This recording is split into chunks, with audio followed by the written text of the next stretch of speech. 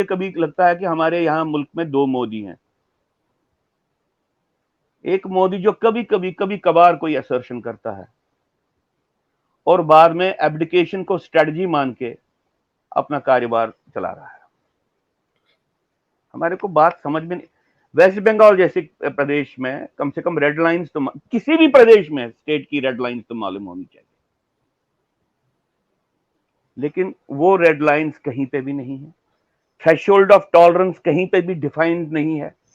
और अगर हम डिमोनेटाइजेशन 370 को न्यूट्रलाइज करने की प्रोसेस और रीऑर्गेनाइजेशन की प्रोसेस और सीएए की बात, अगर ऐसे 4-5 चीजों को निकाल के अगर हम देखें, मैं आपके सामने ऐसे 100-150 ऐसे बातें गिन सकता हूं जो दे वर बॉर्डरिंग ऑन एब्डिकेशन। तो ये दो मोदी कैसे चल रहे हैं? एक पॉलिटिकल स्किज़ोफ्रेनिया है एट द हाईएस्ट लेवल। लोग बात कर रहे हैं कि भाई शाहीन बाग में भी मोदी के इंटरवेंशन पे आप चुप करके बैठे, उन्होंने हैंडल नहीं किया। और कभी कभी मुझे लोग बोलते हैं कि मोदी बड़े अगर इमेज कॉन्शियस हैं तो नेशनल लेवल पे जो इमेज को लेके चल रहा है उसके उनके बारे में बात, उसको एड्रेस करें। और अगर नेशनल लेवल वाली बात को वो समझते हैं कि लोग मेरे साथ ही इंटरनेशनल लेवल पे उनके बारे में consistently entire media, entire academia बोल रहा है कि हिंदुस्तान में एक हिंदू हिटलर आ रहा है। He has not even address this issue. यह मामूली बात नहीं है कि आर्मी के कॉन्वॉय को रोका जाए, यह मामूली बात नहीं है सीबीआई ऑफिसर्स को अरेस्ट किया जाए। कम से कम वक्तव्य तो दे दे कि भाई अगर आपने ये लाइन क्रॉस की तो फिर तो स्टेट एक्ट करेगा। एक मजाक की परिस्थिति बन गई है। और इसके साथ मैं एक और बात कहना चाहता हूं और बड़ी जिम्मेवारी के साथ कहता हूं, जम्मू कश्मीर में हमने इस पैरालिसिस को झेला है।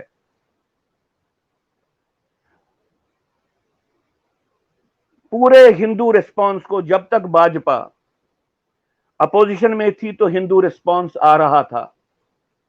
जो ही भाजपा पावर में आ गई, संघ पैरालाइज हो गया और उसके साथ पूरे इंडिया में जो भी संघ के अन्य क्षेत्र हैं वो पैरालाइज हो गए।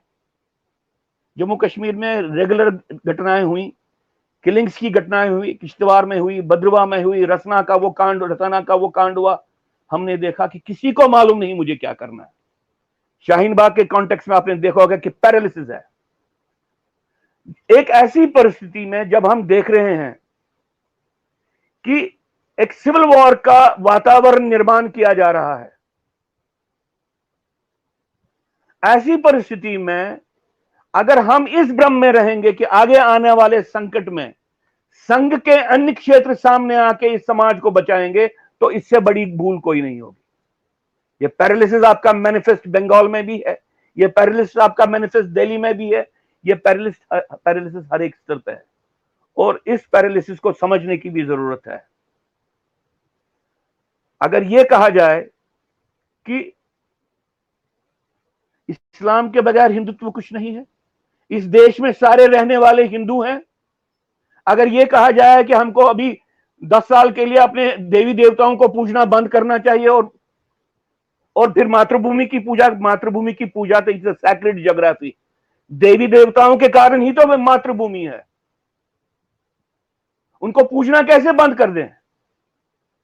अगर ritualistic dimension of Hinduism inconvenient है तो फिर क्या छोड़ना है? सब कुछ छोड़ना है, रिचुअल को खत्म करना है, तर्क करना है, मूर्ति पूजा को बंद करना है।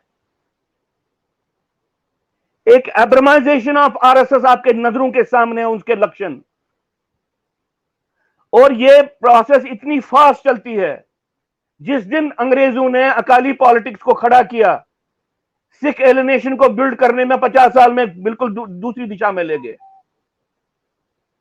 हम ये अफोर्ड नहीं कर सकते कि आगे आने वाले समय में जैसा क्राइसिस बन सकता है उसमें आजकल की जो मानसिकता राष्ट्रीय स्वयंसेवक संघ की है, यह संस्था इसका कोई उपयोग होगा हिंदू सर्वाइवल बैटल में। इस प्रश्न को आप एड्रेस कीजिए, इस पे आप विमर्श कीजिए, हर जगह विमर्श कीजिए। अगर कल को संघ मेरे को गलत बना देता है, मैं सबसे ज्यादा खुश आदमी हूंगा, लेकिन I don't have the luxury of a wishful thinking. I have seen this whole process. इस पाखंड को हमने देखा है। मैं समझता हूं लक्षण है संघ के अब्रमाइजेशन के। आहिस्ता आहिस्ता से यह सनातन से दूर जा रहा है। इस बात की शनाख्त करनी चाहिए। हर एक स्टेटमेंट पे डिस्कशन होना चाहिए। हमको कहा जाता है कि आपको क्या लगता है इसके पीछे मोदी जी ऐसा करेंगे? अरे भाई, मोदी जी नहीं करेंगे। भगवान करे कि वो उनके पास इससे भी बेहतर सोच हो। हम कोई राहुल गांधी के अनुयायी नहीं है, लेकिन प्रश्न पूछने का अधिकार हमको है। इसी तरह से संघ अब एक होली काउ नहीं होनी चाहिए। It's not a Holi cow, क्योंकि पिछले 30 साल से ऐसे क्रिटिकल एरियाज में संघ का फेलियर बड़ा मैनिफेस्ट है। और मैं समझता हूं, मैंने आपको लास्ट टाइम भी बोला, करोड़ों की संख्या में जो लोग संघ के साथ जुड़े हैं वो उसी भाव से जुड़े हैं जिस भाव से आप और मैं बात कर रहे हैं। और ऐसी बात नहीं है इस देश के इस पॉलिटिकल ट्रांसफॉर्मेशन में संघ का कोई रोल नहीं। लेकिन एट द हाईएस्ट लेवल पे जो संकेत आ रहे हैं उनका औचित्य हमको समझ में नहीं आता, उनका रैशनल हमको समझ में नहीं आता, उनका स्ट्रेटेजिक कंटेंट हमको समझ में नहीं आता, उनका इवन टैक्टिकल वैल्यू हमको समझ में नहीं आता। ये कहना इसलिए जरूरी है क्योंकि प्रश्न पूछने का समय आ गया है। आजकल हिंदुस्तान में अब वो समाज है जो पढ़ता है, जिसको इंफॉर्मेशन एक्सेस है, जिसको इस्लाम के बारे में इंफॉर्मेशन है, जिसको ग्लोबल मोमेंट्स के बारे में इंफॉर्मेशन है, हिंदुस्तान में क्या हो रहा है उसके बारे में उसको अब पूरी इंफॉर्मेशन है। ऐसे समय में ऐसे ही विमर्श अल्टीमेटली देश को सही दिशा में ले जाएंगे। इसलिए मैं कोई बिटरनेस के साथ ये बात नहीं की, मैंने बड़े रिस्पॉन्सिबिलिटी के साथ ये बात की। और एक बात करना कंसिस्टेंटली, ये जो प्रक्रिया चल रही है और खासतौर से संघ के गलियारों में से जहां जहां पर भी हिंदू एट्रिशन में है, उसकी बात तो बाकी जगह करेंगे या नहीं करेंगे, लेकिन ब्लेम उसी को चढ़ाते हैं। इसको नहीं आया, इसने वोट नहीं डाला, इनके ही घर में नेहरू पैदा हो गया था। इस तरीके की बातें जो हैं ये समाज का संगठन नहीं करती है, विघटन करती है। मैं समझता हूं ये टाइम है। अगर संघ नहीं है अब उस जगह पे, तो हम सब लोगों को सोचना चाहिए कि कोई नया संघ खड़ा करना। और अगर संघ अपनी जगह आ सकता है, मैंने लास्ट टाइम भी कहा, इसके जियोपॉलिटिकल विमर्श को, इसके आइडियोलॉजिकल विमर्श को ठीक करना पड़ेगा। They have developed a perversion in their ideological thinking, they have developed a perversion in their geopolitical thinking. और ये आपकी जिम्मेवारी भी है, मेरी जिम्मेवारी है। वो नाराज भी होंगे मेरा उनके साथ, मैं इसी ही प्रोसेस से निकला हुआ व्यक्ति हूं। और मैं बिल्कुल इस बात को बिल्कुल जिम्मेदारी के साथ कहता हूं। आज बंगाल के बारे में जिस तरीके का विमर्श राष्ट्रीय स्तर पर राष्ट्रीय स्वयंसेवक संघ का होना चाहिए था, वैसा नहीं है। कोई बात नहीं थी अगर भाजपा इसको ओथ सेरेमनी को बाइकआउट करती, कोई बात नहीं होती अगर कोई कुछ नहीं होता, कोई इम्प्रॉपरिटी नहीं होती अगर प्राइम मिनिस्टर ममता बनर्जी को मुबारकबाद नहीं देते। उनको कैटेगोरिकली बोलते हैं सिचुएशन को पहले करेक्ट करो, तेरी जिम्मेवारी है वहां पे। और ये समय है रेड लाइंस को डिफाइन करने का वेस्ट बंगाल में, नॉर्थ ईस्ट में। अगर रेड लाइंस को डिफाइन और उद्घोषणा करनी चाहिए रेड लाइंस की कि ये रेड लाइंस हैं, हम ये चीज बर्दाश्त नहीं करेंगे। State is an imperative of authority and exercise of it. एक अयोध्या का ढांचा गिर गया, मॉस्को, 4 गवर्नमेंटें गई। जिस तरीके का अपमान महाराष्ट्र में हुआ, जिस तरीके का अपमान दिल्ली में हुआ, जिस तरीके का अपमान बंगाल में हुआ, ये अपमान अगर कांग्रेस गवर्नमेंट में होता तो वो गवर्नमेंट होती ही नहीं।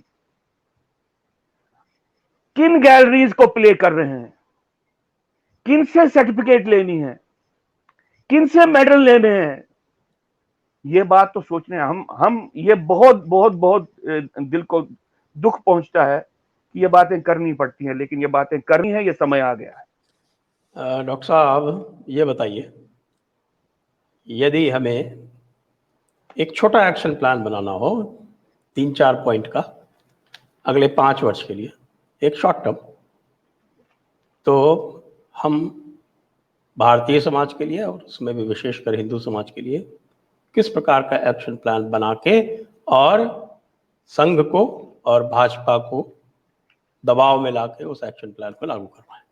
क्या होना चाहिए? देखिए, जहां तक जिसको आप कहिए on a very theoretical basis, अगर अभी हम एजुकेशनल बात नहीं कि मैं 4 बातें कहना चाहता हूं।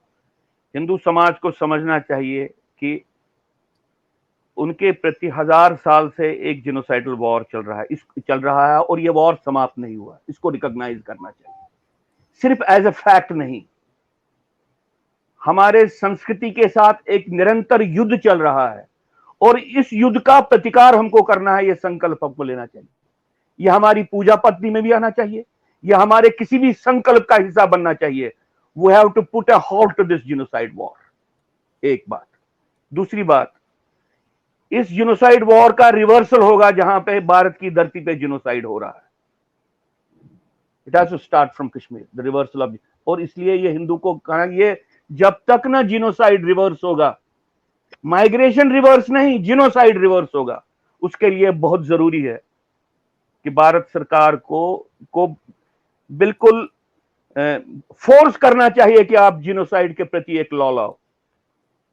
हमने भारत सरकार को यह लॉ भेजा है, उसकी प्रतिरूप भेजा है, उससे बेहतर हो सकते हैं, लेकिन इंडियन स्टेट की commitment that it has a commitment to prevent the genocide against Hindus, against Indians outside India and particularly in India. यह प्रतिबद्धता कानूनी तौर पे होनी चाहिए। अगर वो नहीं करेंगे तो आप इंडियन स्टेट की एलिनेशन को, एक ऐसा स्टेट जो लग रहा है कि वो हिंदू के खिलाफ खड़ा है, आप इसको रोकने, ये दूसरी बात करनी चाहिए। तीसरी बात, पूरे हिंदू समाज को संकल्प लेना चाहिए कि क्रिटिकल बैटल नैरेटिव का बैटल है। आश्रम से लेके मंदिर से लेके कोई भी जो हमारी संस्था है, कोई परसेंटेज उनको पैसे की रखनी चाहिए नैरेटिव बदलने के लिए। यह मान के कि अभी हमारी यूनिवर्सिटीज हमारा काम नहीं करेंगी, यह मान के कि अभी हमारे जो ऑफिशियल इंस्टीट्यूशंस है वो बदलेंगे नहीं, लेकिन हमको जो भी हम संस्कृति के लिए, धर्म के लिए जो भी हम दान देते हैं, उसमें से एक हमको हिस्सा नैरेटिव को बिल्ड करने का, नैरेटिव को चेंज करने का के लिए रखना चाहिए। क्योंकि बहुत जरूरी है कि एक अल्टरनेटिव कॉन्शियसनेस प्लेन को अब हम बिल्ड कर पाए, एक अल्टरनेटिव नैरेटिव को हम बिल्ड कर पाए। और अगर नैरेटिव के लेवल पे हमारे पास सही साधन हो, हम हर एक स्तर पे इसको डिफीट कर पाएंगे बाकी चीजों को। और चौथी बात जो मैं कहना चाहता हूं, ये मोहल्ले के लेवल पे लोगों को कोई संघ बचाने के लिए नहीं आएगा। ये बात शाहीन बाग ने बताया कि इस देश को अंदर से जकड़ लेने की प्रक्रिया शुरू हो गई है, इस देश को अंदर से बंद करने की प्रक्रिया शुरू हो गई है। इसलिए आपका मोहल्ला बंद नहीं हो, आपकी तहसील बंद नहीं हो, इसके लिए हर जगह आपको अपनी सुरक्षा के लिए खुद सोचना है, खड़ा होना है। आपको बजरंग दल के निर्देश के लिए वेट नहीं करना है, आपको वीएचपी के निर्देश के लिए वेट नहीं करना है। ये consciousness, security consciousness that we may face a civil war in the nearest future, अगर सरकार ऐसी ही चलती रही तो हमको, इस देश को, इस संस्कृति को, अपने आप को बचाने की जिम्मेवारी हमारी है। जी डॉक्टर साहब, बिल्कुल सही है, बिल्कुल सही है। क्योंकि मैं ये कहता हूं कि जिनको हमने वोट दिया है उनके ऊपर दबाव बनाए रखने की जिम्मेदारी भी हमारी है। ऐसा नहीं है कि वोट देने के बाद फिर हमने सब कुछ अपना आउटसोर्स कर दिया उनको, हमने अपना चिंतन आउटसोर्स कर दिया, हमने अपनी बल आउटसोर्स कर दिया, हम अपने आप को उनके सोशल स्पेसेस आउटसोर्स कर दिया। ऐसा नहीं है। लगातार ये प्रक्रिया अनवरत होनी चाहिए, ये प्रक्रिया लगातार होनी चाहिए।